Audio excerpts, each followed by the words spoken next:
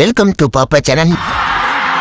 இன்னைக்கு நாம எங்க வந்திருக்கோம்னா விநாயகர் சிலைகள் செய்யும் இடத்துக்கு தான் நம்ம இப்போ வந்திருக்கோம்.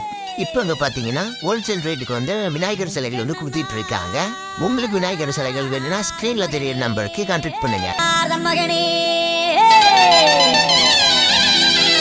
வாருமையா கணபதியே